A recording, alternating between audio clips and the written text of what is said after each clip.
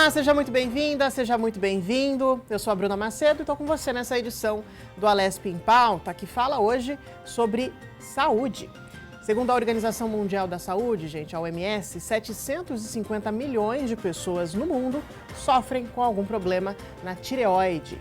Desses, cerca de 60% sequer sabem que possuem alguma patologia.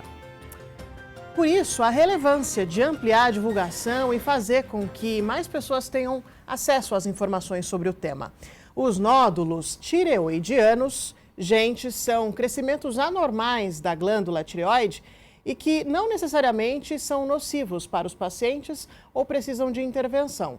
Eles costumam aparecer mais em mulheres, especialmente depois dos 50 anos, e também estão relacionados com o histórico familiar.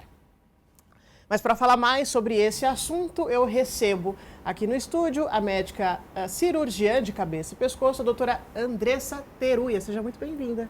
Olá, obrigada pela oportunidade de falar um pouco mais sobre essa especialidade, a cirurgia de cabeça e pescoço. Além da doutora Andressa, a gente traz também uma outra convidada, a médica endocrinologista, é isso? Também, doutora Isabel Chiamoleira. Falei certinho o nome? É Chiamoleira, mas... Chiamoleira, pronto, corrigi. Obrigada. Seja bem-vinda. Obrigada pelo convite. Também temos em ambiente virtual a Mariana Mazeu, também médica. Obrigada pela presença, doutora Mariana. Olá, tudo bem? Obrigada aí pelo convite. Falar de tireoide sempre é um prazer para mim. Muito bem, então vamos começar o nosso bate-papo? É um bate-papo bem descontraído, eu só vou ficar devendo café, tá bom? Porque aqui no estúdio ainda não foi permitido o cafezinho. Vamos começar então pelo início? A gente tem um ritual aqui que a gente gosta de começar sempre pelo começo para ninguém ficar perdido no meio do caminho. Vamos explicar o que é a tireoide? Pode ser com você, doutora Andressa? A tireoide é uma glândula, né, que ela produz o hormônio tiroidiano, que ajuda a gente em diversas funções. A doutora Maria Isabel vai poder falar, inclusive, melhor do que eu. Né? Então, são as funções que estão relacionadas ao metabolismo. É uma glândula pequena que fica aqui no pescoço, no final do pescoço, mas que tem uma importância enorme no metabolismo, certo, doutora? Enorme? Na verdade, controla todas as funções do organismo, né? Então, a gente vai ter ação dos hormônios tiroidianos em praticamente todas as células do corpo. Então, frequência do coração, o hormônio tiroidiano está relacionado, função cerebral, né? Então, muito importante no desenvolvimento do cérebro no feto, né? Então, importante na gestação, o hormônio tiroidiano. Então, praticamente, sem hormônio tiroidiano, a gente não sobrevive. Muito bem. Doutora Mariana, para a gente começar as suas considerações, quais os principais problemas? Existem alguns problemas na tireoide que podem surgir, né? Quais são eles? Sim, bom, na tireoide, as principais doenças que a gente encontra aí é a tireoide funcionar de maneira menor, ou seja, os hormônios tiroidianos serem em deficiência, que é o hipotiroidismo. Tem o hipertiroidismo, que é uma doença que aumenta aí a produção do hormônio tiroidiano. E tem os nódulos tiroidianos, que podem ser aí benignos, na maioria das vezes, e malignos. Então, assim, sucintamente, eu acho que na tireoide a gente encontra aí o aumento, a diminuição e a presença de nódulos. Para ficar bem didático para quem está assistindo a gente em casa, entender qual que é a diferença do hipor, da hiper, o que causa no corpo? Por favor. Sim. Primeiro, o mais comum aí seria o hipotiroidismo. Hipotiroidismo é a deficiência do hormônio tiroidiano. O que isso causaria, né? Como as doutoras até já falaram aí, que é o hormônio do metabolismo, acaba tendo esses sintomas. Então, uma diminuição do raciocínio, sonolência, queda de cabelo, uma dificuldade, às vezes, na perda de peso, um ganho discreto aí, talvez, não é causas grandes de ganho de peso, igual às vezes muita gente acaba pensando que acontece, pele seca, que é como se fosse um metabolismo mais lento, né? Num quadro mais grave, às vezes batimento cardíaco mais baixo, pressão mais baixa. Então, esse é o hipotiroidismo, é a diminuição do hormônio tiroidiano. Geralmente, a principal causa aí é doença autoimune, né, que é a tireoidite de Hashimoto, que acaba destruindo a tireoide ao longo do tempo.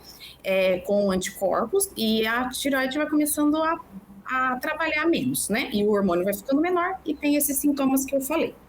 Isso é o hipotireoidismo.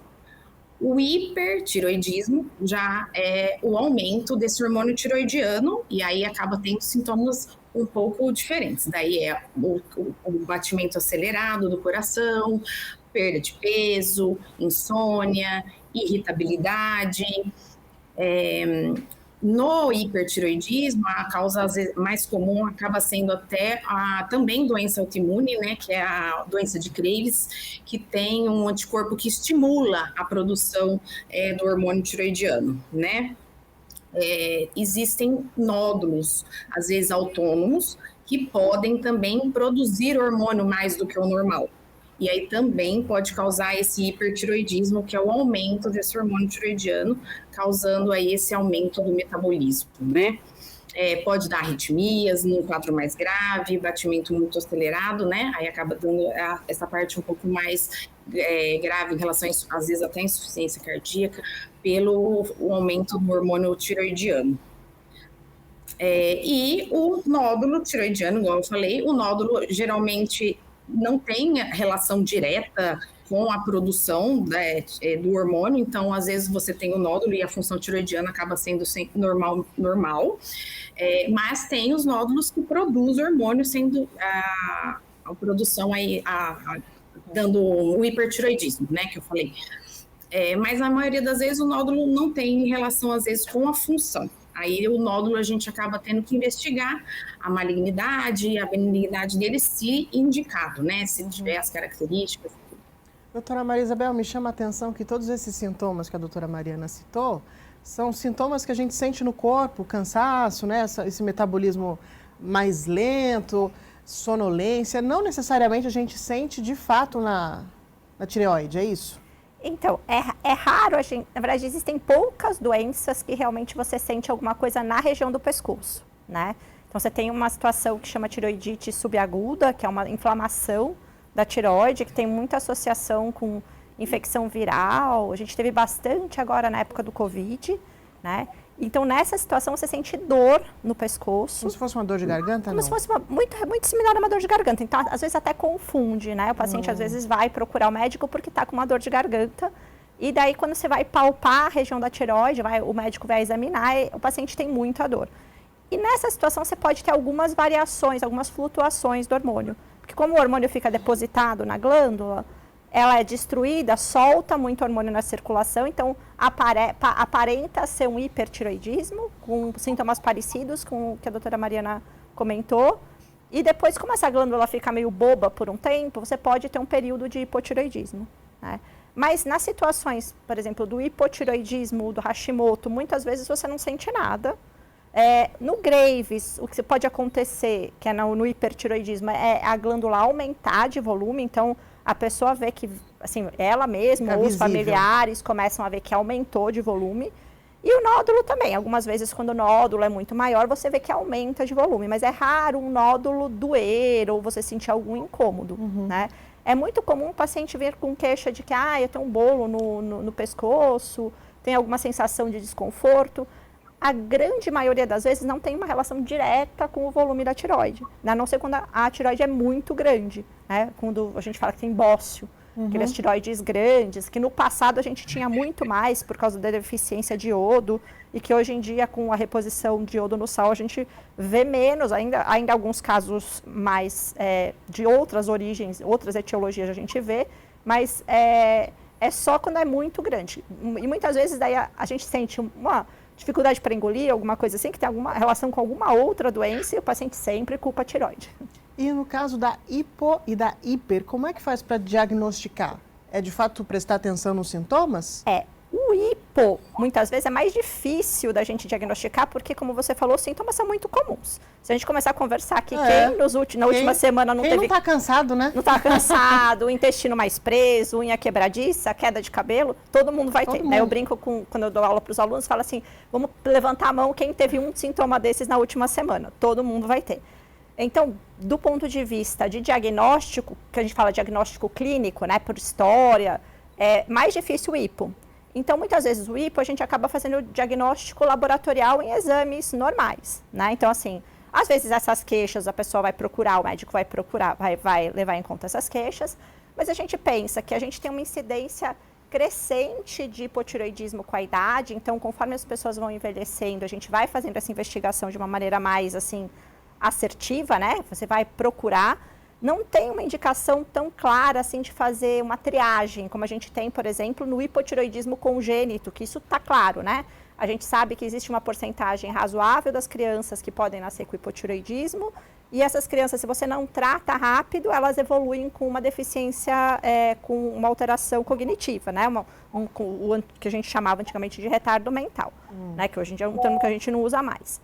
E essas a gente tem que fazer a triagem. Mas como que sabe que as crianças têm? Daí a gente faz o teste do pezinho. Então, a triagem do hipotireoidismo congênito faz parte de todos aqueles testes que estão no teste do pezinho. Importante então, isso. Nessa situação, a gente sabe que vai dar um problema, a gente sabe que se tratar resolve e a gente já tem tudo bem estabelecido. Mas no caso dos adultos é mais diferente. Dos adultos é um pouquinho diferente. Então, a gente tem algumas situações, por exemplo, nas gestantes hoje em dia, a gente já tem claro que tem que fazer essa triagem, né? Então já tem bem estabelecido protocolos pela Sociedade Brasileira de Endócrino, pela Federação de Gineco-Obstetrícia. A gente tem um protocolo bem estabelecido de que o ideal seria fazer a avaliação de doença tiroidiana em todas as gestantes. E nos demais adultos, nos idosos, seriam acima de 60 anos seria adequado. Mulheres acima de 30 anos, talvez se tem alguma outra doença autoimune, né? Como a doutora Mariana falou, hipotireoidismo é de origem autoimune, então, e tem uma associação grande com outras doenças autoimunes. Então, nesses casos, pacientes com diabetes, várias situações clínicas, o médico tem uma certa obrigação de fazer esse diagnóstico. E essas queixas mais frustras, assim, a gente acaba investigando, né? Porque a gente acaba investigando tudo, né? Mas não necessariamente vai ser hipotireoidismo. Entendi. O hiper é mais fácil, porque o hiper, a clínica é muito exuberante, né? Ele é muito... Tem batedeira, o paciente chega nervoso, chega suando. Muitas vezes, quando é uma doença de Graves clássica, tem o bócio, né? Tem o aumento da tireoide, pode ter uma doença ocular, que fica com aquele olho saltado. Então, a gente fala que o diagnóstico está mais na cara, assim. Então, esse diagnóstico, muitas vezes, você vai fazer de uma maneira mais fácil, porque vem com uma história e com um exame físico bem importante. E, doutora, quando precisa de intervenção cirúrgica? Em que casos? Então, na tireoide, só a função dela não é obrigatoriamente a gente precisa operar. Então, a gente tem que separar um pouco a alteração da glândula e a função dela. Então, nem todo mundo que tem nódulo de tireoide vai ter uma disfunção.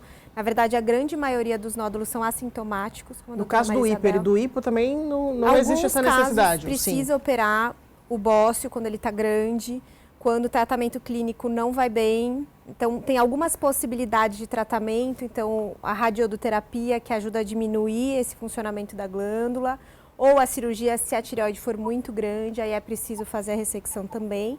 Se o nódulo ele é muito grande, mesmo benigno, então tem um nódulo benigno que está grande demais, o que eu costumo falar para os pacientes e para os alunos também é que na barriga cabe um bebê, mas aqui não cabe algo grande. Então, se a tireoide está muito grande, ela empurra as outras estruturas. Não tem espaço no pescoço. Ou ela pode crescer para baixo, que é o mediastino aqui, que é ruim também. Ou ela empurra a traqueia, que é a via que a gente respira, o esôfago, e dá essa dificuldade para respirar quando deita, que ela cai. Ou para engolir, parece que tem alguma coisa no pescoço também. Nossa, que interessante. Essas informações eu não tinha. Então, não necessariamente precisa haver um problema, um tumor, para que seja necessária uma cirurgia. Às vezes, só o tamanho da tireoide já é o suficiente. Exatamente, porque não cabe no pescoço. Então, se a gente sabe, principalmente pacientes jovens, está crescendo, a chance de crescer minimamente 2, 3 milímetros por ano, ela é grande. Diferente de um paciente idoso que descobriu um nódulo um pouco maior, normalmente esse crescimento ele é mais lento, então não necessariamente eu preciso intervir, eu posso acompanhar esse paciente. Agora, pacientes jovens com crescimento ou do nódulo ou da tireoide por inteiro, aí a gente acaba indo para a cirurgia mesmo que ele seja benigno. E o que faz crescer assim? No geral, forma, não tem explicação ainda. Não tem muita explicação. Pode ser o Graves, que é a doença autoimune, a deficiência de iodo, que é raro aqui. Hoje, porque por isso que a gente tem o sal iodado, que mudou a nossa história. Então, antes era comum, se você perguntar para os seus avós, eles vão lembrar de pessoas que eles falam, tinha um bócio, que é isso, a papada, né? Eles falavam, que ficava aqui por conta da deficiência de iodo. Hoje que a gente tem o sal iodado, isso não acontece mais. É mais por conta de múltiplos nódulos, que também pode ter uma história familiar, ou pode ser do paciente mesmo, ou por Graves, alguma outra doença que estimula muito a tireoide, faz com que ela cresça, e aí a gente também tem que indicar a cirurgia. Então a gente indica ou no volume da tireoide ou na suspeita de malignidade. Só dos casos de disfunção, aí o tratamento ele é clínico, não necessariamente precisa do cirurgião. Doutora Mariana, vou te chamar aqui para o nosso papo novamente, porque eu gostaria de perguntar para a senhora qual que é a relação da tireoide com, por exemplo, o processo de emagrecimento. Então, isso acontece muito, né? A pessoa fala bastante na mídia a respeito de ganhos de peso ter como causa, às vezes, o hipotiroidismo, né? Que é a baixa do hormônio tiroidiano, que é o hormônio do metabolismo que a gente vem falando. E isso não acontece exatamente ganhos exagerados de peso. Vai, às vezes, como é do metabolismo, pode acontecer um inchaço, a perda de peso acaba ficando um pouco mais lenta se a tireoide está descompensada. Isso é super importante falar. O hormônio não está regulado, tá fora dos valores de referência, lá, o TSH e T4 livre, né, que são os hormônios que a gente acaba levando sempre em consideração nesse diagnóstico. Então, aí sim, uma diminuição na perda, um ganho na descompensação de uns 2 quilinhos. A partir do momento que a gente começa a tratar o hipotiroidismo, o TSH entra dentro da normalidade, o T4 livre dentro da normalidade, não é mais causas de dificuldade na perda de peso, tá? É uma pessoa totalmente normal que segue tudo normalmente como uma pessoa que não tem, né? Então, exercício físico, a alimentação, tudo isso ajustado é que vai ajudar aí no emagrecimento e tudo mais. Em relação ao hipertiroidismo, aí sim, aí o hipertiroidismo acaba acontecendo, como aumenta esse hormônio tiroidiano, a perda de peso acaba sendo um pouco mais exuberante. E aí é uma dos sintomas que acontecem. Além de tudo que já foi falado, a perda de peso acontece mais no hipertiroidismo do que no hipo, o ganho, né? Então, sim, daí no hipertiroidismo a perda acontece. A partir do momento que começa a compensar isso no tratamento medicamentoso, ou na iodoterapia, ou na cirurgia, aí acaba voltando à normalidade e ajustando essa parte do peso. Mas o emagrecimento e o ganho de peso, a partir do momento que compensa, trata a doença, a gente consegue ter isso tudo dentro do normal, não precisa, por exemplo, muita gente às vezes chega no consultório falando, né, eu tenho hipotiroidismo, por isso que eu não consigo perder peso, mas a tireoide já está compensada com o hormônio. Não, talvez são outras causas. Não é mais desculpa, né? Eu entendi. Não. A tireoide não é culpada de tudo, não. Tá, e como é que é o tratamento? A partir do momento que se identificou que a pessoa tem hipo ou hiper, qual é o tratamento? Como que trata? Como é que compensa?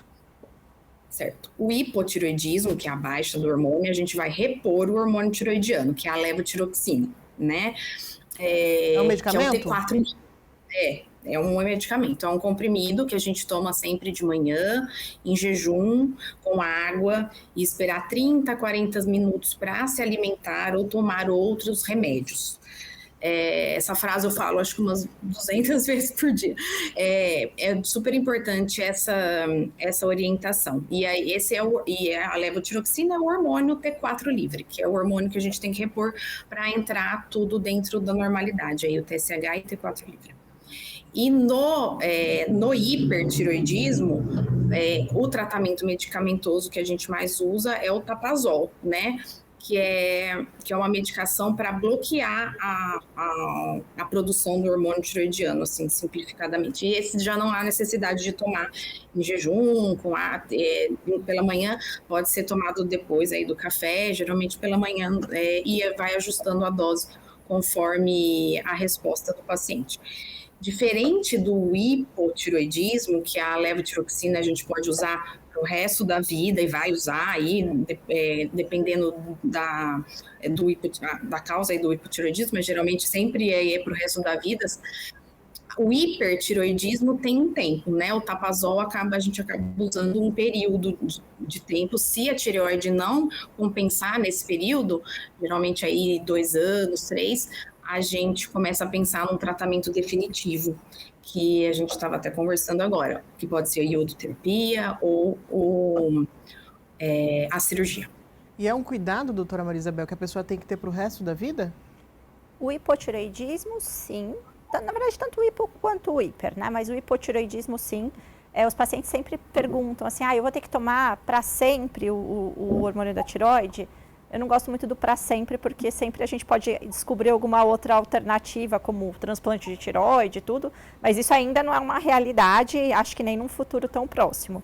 Então, para o hipotireoidismo, sim, o paciente vai ter que tomar o hormônio tireoidiano sempre. O hipertireoidismo, como a doutora Mariana falou, você tem a opção de fazer o tratamento medicamentoso. Alguns pacientes, por exemplo, com Graves, que é a doença autoimune, eles conseguem fazer o que a gente chama de remissão dessa doença autoimune.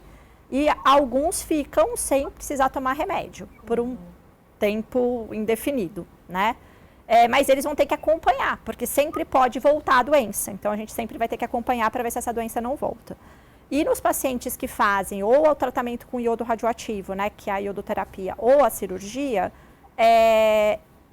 a cirurgia, sem dúvida, vai evoluir para hipotireoidismo, porque a gente tira a tireoide. E o iodo radioativo é como se fosse uma cirurgia radioativa, porque você vai destruir a tireoide, você quer que essa tireoide pare de funcionar. Então, esses pacientes, eles acabam passando para o outro polo, né? Do hipertireoidismo para o hipotireoidismo. E daí vai ter que ser acompanhado para o resto da vida com hipotireoidismo. Então, em cirurgias é possível retirar completamente a tireoide? Isso. E aí, como é que vive esse paciente depois? A cirurgia de tireoide, ela tem 2 maneiras. Ou tirar metade da glândula, então, quando é possível, se é um nódulo só que está funcionando mais do que o normal, que a gente chama de doença de Plummer, a gente pode tirar só metade da tireoide. Veja como ela é tão importante, a gente consegue deixar a metade dela lá e o paciente tem uma chance, no geral, de 50% de não precisar tomar remédio. Viver bem só com metade da tireoide. Quando a doença de Graves, por exemplo, a glândula inteira ela é alterada, daí tem que tirar toda a glândula. Uma vez que eu retirei toda a glândula, o paciente tem que tomar remédio. Então, o que a gente falou, é incompatível você ficar sem o hormônio. Então, tem esses cuidados que o paciente precisa ter para sempre. Então, o hormônio da tireoide, ele é um pouco o que a gente fala melindroso, tem todas essas coisas que tem que ser certinho, porque ele não é bem absorvido se, por exemplo, você come e toma ele depois. Então, às vezes o paciente vem com todos esses sintomas de hipotireoidismo, o exame vem ruim, e aí a primeira coisa que a gente fala é, como que você está tomando o remédio? E aí a gente encontra normalmente a falha. Então, ou ele está ficando pouco tempo em jejum, ou ele está tomando com outra medicação. Não pode ter essas interferências, ou muito horário de diferença. Então, num dia ele toma às 4 da manhã. Tem que ser no mesmo horário certinho? Não precisa ser exatamente no mesmo horário, mas você não pode variar muito, né? Então, você está simulando... Não posso tomar hoje de manhã e amanhã à tarde, depois de amanhã... Lógico que uma vez acontece, né? Mas não pode ser uma rotina. Você precisa ter ali a rotina de tomar certo. E os pacientes acabam entendendo porque ele sofre, né? Então, assim, se ele não toma bem, ele acaba tendo como? O que acontece? Ele tem os sintomas do hipotireoidismo. Então, ele fala, tô com muito sono para trabalhar, meu intestino não está funcionando direito, minha memória é muito típica dos pacientes, fala, nossa, eu estou esquecendo as coisas. Então, ele percebe que não está legal. Então, quando ajusta, todo mundo fica bem, a gente e o paciente. Eu estou ouvindo só que os sintomas, né? Sono... Que mais? Intestino preso. Intestino preso. Eu falei que tem algum exame, assim, algum teste rápido que você possa fazer? O exame de sangue é um teste rápido, né? Pode entrar ali. E normalmente o ginecologista pede também, o clínico geral, o cardiologista, porque simula outras doenças, acaba que todo mundo pede uma vez. Muito bom. Bom, papo hoje só entre mulheres aqui, a gente está batendo papo já faz um tempo. Tempo esse que já deu, inclusive, para o nosso primeiro bloco. Eu vou precisar fazer um breve intervalo, daqui a pouquinho tem mais bate-papo. Fica com a gente, não sai daí.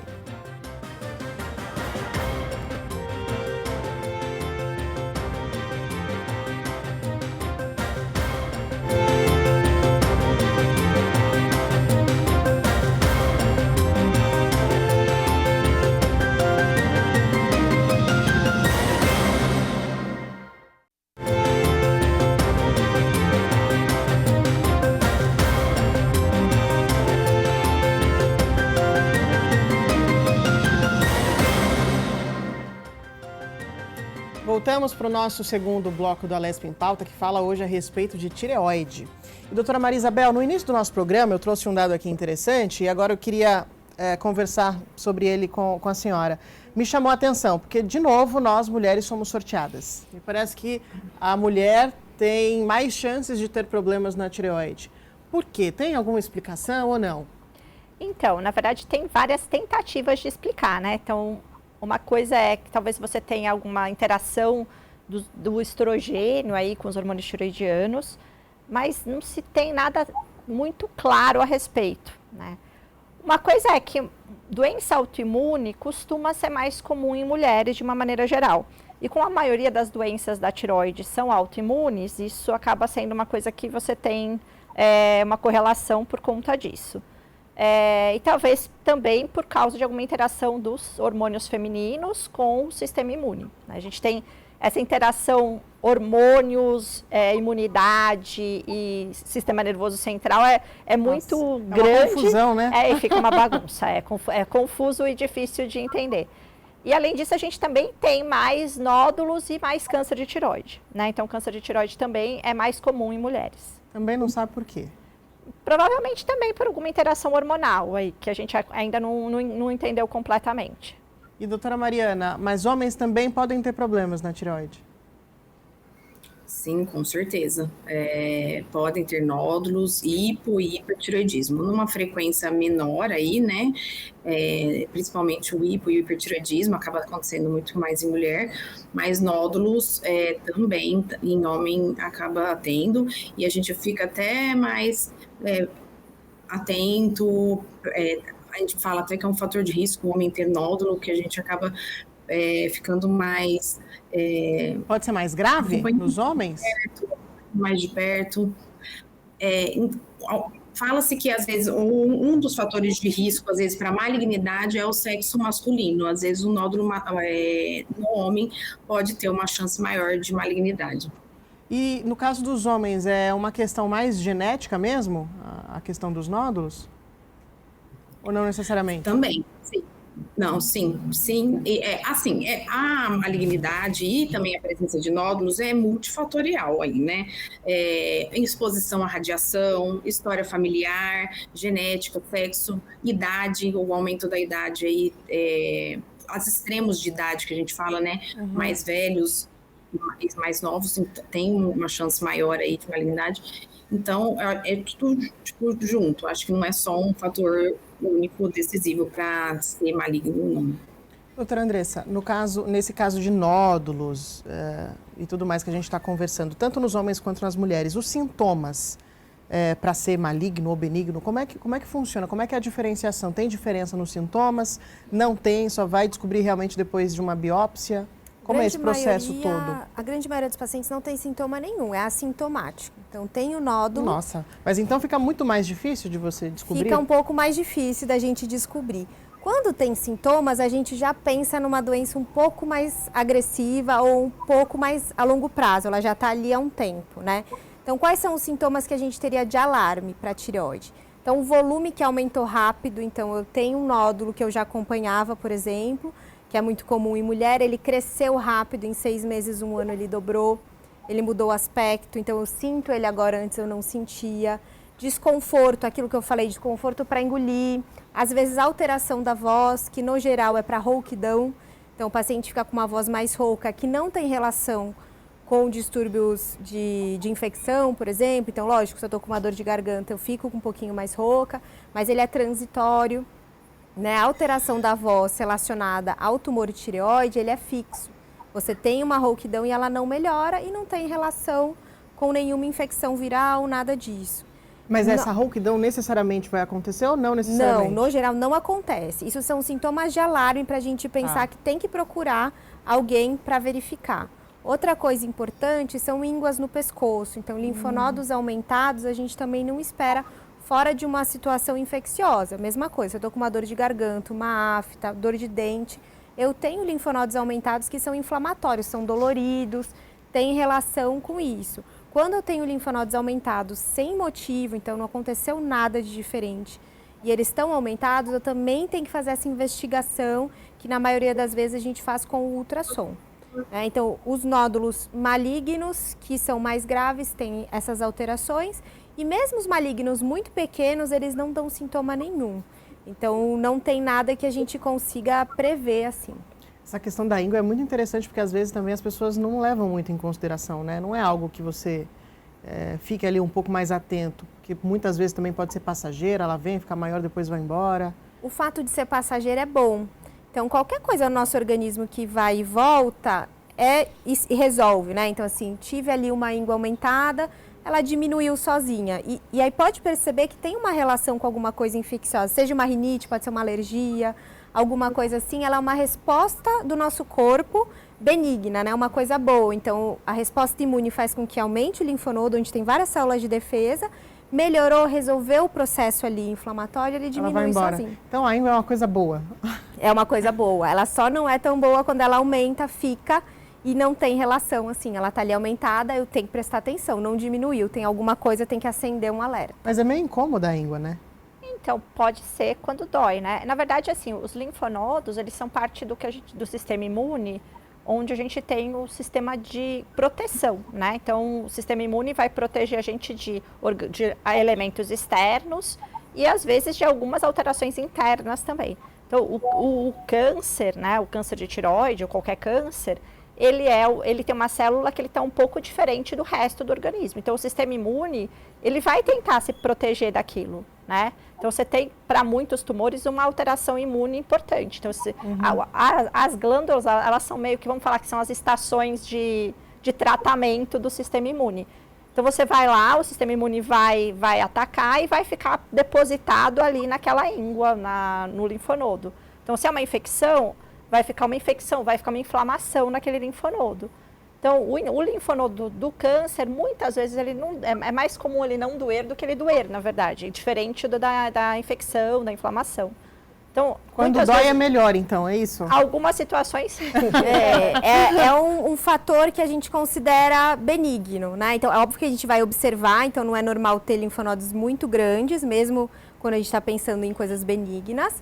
Mas já dá uma certa tranquilidade, né? Quando a gente pensa em câncer ou não, tem outras doenças infecciosas que são graves também. Levando em consideração o nódulo de tireoide, quando tem um linfonodo junto, é um sinal de alerta para você investigar. Daí você vai fazer com o ultrassom, você muitas vezes consegue ver a característica daquele linfonodo, daquela íngua, e você consegue no ultrassom diferenciar se é infeccioso ou se é uma invasão pelo câncer, né?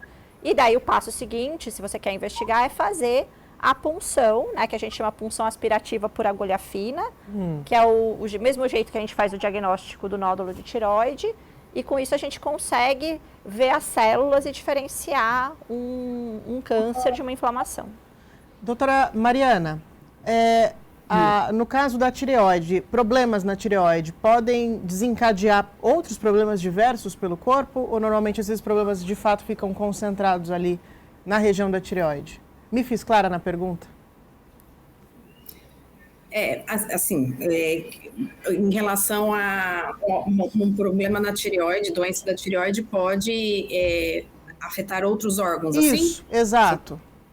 Em caso de não tratar de um tratamento que não está ali sendo muito adequado, ou não está sendo seguido, ou a pessoa, inclusive, ainda não sabe que tem algum problema, esses problemas na tireoide podem desencadear outros problemas pelo corpo? Sim. Vamos falar aí de cada um, né? O hipotireoidismo, que é a baixa do hormônio, igual a gente estava falando, descompensado, hoje em dia é mais difícil a gente ver, às vezes as pessoas têm muita informação, mas um hipotireoidismo muito descompensado, que às vezes a gente chega a ter a complicação mais grave aí do hipotireoidismo, seria às vezes o coma mixedematoso, é uma baixa importante desse hormônio, e aí acaba dando insuficiência cardíaca, um edema generalizado, às vezes água no pulmão pode acontecer, mas no momento mais grave do hipotireoidismo. Entendi. Não uma descompensação que dá para a gente, às vezes, ajustar a medicação no consultório, já em quadros mais graves. Tá? tá?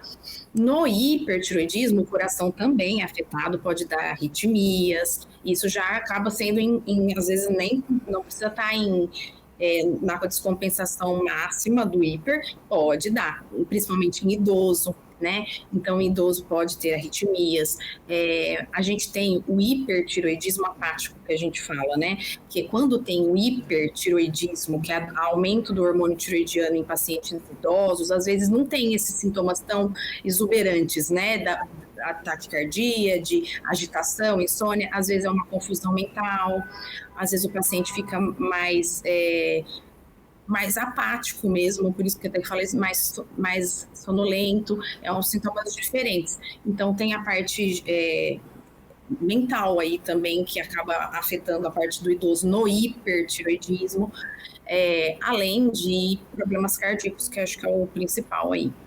E o intestino, né, que funciona, às vezes acaba funcionando muito no hiper, tendo diarreias, e no hipo, o intestino um pouco mais preso aí, né, mais constipação. Então, acaba, como a gente estava falando, né, é o hormônio do metabolismo, então acaba afetando um pouquinho de cada órgão aí um pouco, e às vezes, na descompensação máxima, quadros graves, né. No caso dos pacientes que já foram operados e que não têm a glândula, como é que funciona o uso dos medicamentos? É um medicamento só por dia? São vários? Depende de cada caso? Mais de 90% dos pacientes vai se sentir bem só com a levotiroxina, né, que é o T4. Aí vai tomar um comprimido de manhã em jejum para o resto da vida, todos os dias. Alguns pacientes não absorvem tão bem o hormônio, não se sentem tão bem só com o T4. E aí ele volta com o endocrinologista, normalmente não sou eu que faço isso, esse controle. Aí já é a doutora com Maria Isabel e a doutora Mariana. Que aí faz esse complemento para o paciente não ter sintoma nenhum, porque o ideal é esse, ele tomar a medicação e voltar, depois que ela está ajustada, ele voltar para a sua vida normal. A medicação é como se fosse, está fazendo ali tudo que a glândula faria se existisse, se estivesse ali no paciente. Mas há casos em que o paciente não absorve muito bem esses medicamentos e aí precisa fazer uma complementação, é isso? Então, na verdade, a tireoide, ela produz 2 hormônios, né? Eles são meio irmãos, mas eles são um pouquinho diferentes, que é o T4, né? Que é a levotiroxina, e o T3. E essa diferença é porque o T4 tem 4 moléculas de iodo, o T3 tem 3 moléculas de iodo. Então, e na verdade, por isso que o iodo é tão importante, porque ele é parte fundamental da síntese do hormônio, né? Da tireoide. Por isso que a gente fala assim, falou várias vezes aqui de deficiência de iodo, de pôr iodo no sal. Então, na época que a gente não tinha muito iodo, tinha um monte de pessoas com hipotiroidismo, porque não tinham iodo suficiente para sintetizar o hormônio. A tireoide, ela produz por dia, vamos falar assim, um número mágico, umas 100 microgramas de T4 e umas 10 microgramas de T3. A maior parte do T3 que a gente usa, que é o hormônio que funciona mesmo dentro da célula, ele é convertido dentro da célula de T4 para T3. Tem lá uma enzimazinha que tira um iodo e ele vira T3 dentro da célula. Essa parte está um pouco mais complicada de entender, mas vamos lá. Então, assim, você tem um hormônio que é maior e ele quebra um pouquinho e entra na célula para ficar um hormônio menor. Tá. Mas a tireoide mesmo produz muito desse hormônio grande e pouco do hormônio pequenininho. Quando chega Só que tem indivíduos e hoje em dia a gente tem estudos que mostram que talvez a gente precise de um pouquinho desse hormônio pequenininho. Só que o problema é que esse T3, que a gente fala, é um T3 que hoje em dia não tem disponível comercialmente, né? A gente tem que fazer Isso é importante. Formulação em farmácia de manipulação. E a quantidade que a gente precisa dele é tipo 10 microgramas, que é muito, muito pouquinho. Então, é difícil a gente ter isso de uma maneira tão eficiente. A grandíssima maioria dos pacientes responde bem a só o hormônio grandão, lá, o T4, né? Que é a levotiroxina que tem disponível na farmácia. Hoje em dia parece que algumas pessoas talvez precisem de um pouquinho do T3. E a gente tem muitas pessoas investigando, pesquisando para ter um T3 que seja mais fácil de dar para o paciente. Porque além disso, assim, o T4 ele é um hormônio que fica bem estável no sangue. Você toma uma vez por dia, você pode às vezes tomar até com algum espaço de tempo e você fica bem com ele. O T3 não, você precisava tomar 2, 3 vezes por dia, o que já complica um pouco o tratamento. Um dos grandes problemas do tratamento com o T4 a gente fala que é a aderência, né? A primeira coisa que você pergunta, o senhor está falhando na semana quantas vezes de tomar o remédio, né? Então, sempre vai, porque todo mundo aqui tem essa consciência, né? Quando a gente tem que tomar um remédio todo dia, a gente esquece, né? Não tem jeito. E o T3 a gente ia ter que tomar 2, 3 vezes por dia, o que também é mais difícil. Então, hoje em dia tem uma investigação sendo feita para tentar um remédio que seja mais, que consiga ficar mais tempo no sangue, sem precisar tomar mais de uma vez. Mas hoje em dia, assim, de recomendação da Sociedade Brasileira de Endócrino, é que se use o T4, tá? Casos muito, muito raros, a gente vai precisar dar um pouquinho de T3. Doutora Andressa, como é que está o acesso dos pacientes ao tratamento e aos medicamentos? Aí eu estou querendo fazer um paralelo entre aqueles pacientes que têm mais acesso, que têm condições de pagar um bom plano de saúde, que têm condições de pagar um médico particular. Esse tratamento todo, ele é disponibilizado no SUS também? Sim, todo o tratamento é. E a medicação é uma medicação muito em conta, mesmo aquele que a gente compra na farmácia, é fornecido pelo SUS. O paciente consegue pegar no posto de saúde, não é uma medicação de alto custo. E o paciente que compra na farmácia também não é uma queixa, é uma medicação mais barata. Por ela ser uma medicação fácil, que é isso que a doutora falou, ela não tem um custo tão alto, então a revenda dela é barata. Entendi. E a gente até recomenda que compre na farmácia mesmo, e não manipulação, porque ela é micrograma, é muito pequena. Então tem que ser uma farmácia muito boa, mesmo que seja de manipulação, para que tenha esse controle. A indústria, a gente tem um controle melhor, óbvio, né? É uma coisa industrial, eles são obrigados a ter esse feedback com a Anvisa, com outras coisas, para a gente ter esse controle. Tanto o tratamento com remédio quanto a cirurgia tem pelo SUS também. Pelo SUS, o paciente consegue encontrar essa cirurgia? Consegue. E tem o mesmo prazo, né? Então, doenças oncológicas, a gente tem ali um tempo de 60 dias para dar uma resposta para o paciente. A partir do momento que ele já tem o diagnóstico, ele procura, ou ele procurou já para fazer a punção, que seria a biópsia, ver o resultado, ele já é encaminhado para o cirurgião de cabeça e pescoço para fazer o tratamento, que seria a cirurgia. Das duas maneiras, seja na saúde privada, no sistema privado ou pelo SUS, o paciente consegue fazer o tratamento igual, do mesmo jeito. Muito bem. Senhoras, eu estou aprendendo aqui com vocês hoje, para mim está sendo uma aula. E eu preciso perguntar, a gente está chegando nos minutos finais do nosso programa, se tem alguma questão muito importante, que vocês considerem muito importante, que por um acaso, porventura, eu ainda não abordei. Se sim, por favor, doutora Mariana, começando com a senhora. Suas considerações finais aí sobre a tireoide. Hoje em dia, com as investigações, o que a gente percebe que está aumentando muito a incidência de nódulos, né? Nódulos tireoidianos, às vezes nódulos tireoidianos malignos, porque também está aumentando muito o diagnóstico, né? A indicação, às vezes, do ultrassom, às vezes de maneira correta, mas muitas vezes, desnecessário, causando, às vezes, um estresse no paciente, que vai descobrir um nódulo, sei lá, de 0,3 centímetros, às vezes uma biópsia que também vai vir, às vezes, indeterminada. Então, assim, hoje eu acho que tudo tem que ter limites e indicações precisas para que a condução seja mais adequada do ponto de vista da saúde ou mental do paciente e depois física para o acompanhamento. As considerações finais de vocês, por favor. Eu acho que, como a doutora Mariana falou, o nódulo de tireoide está sendo muito diagnosticado, né? Porque eu acho que está sendo feito muito mais ultrassom do que a gente realmente precisa. E o que acho que a população tem que saber é que, assim, nódulo de tireoide, a grande maioria das vezes, não vai ter problema nenhum, vai ter repercussão nenhuma. Ele tem que ser investigado, o ultrassom vai dar para a gente já uma série de características que vai falar para a gente se a gente precisa seguir na investigação ou não. Muitas vezes você vai fazer uma punção, se essa punção vier benigna, você vai só seguir, né? Mas mesmo que tenha um diagnóstico de câncer de tireoide, né? A gente faz isso quase toda semana, tem que dar esse diagnóstico para uma pessoa. E o que eu falo sempre é assim: câncer de tireoide é um câncer de crescimento lento, na grande maioria das vezes. É muito raro você ter um de crescimento mais rápido e agressivo, né?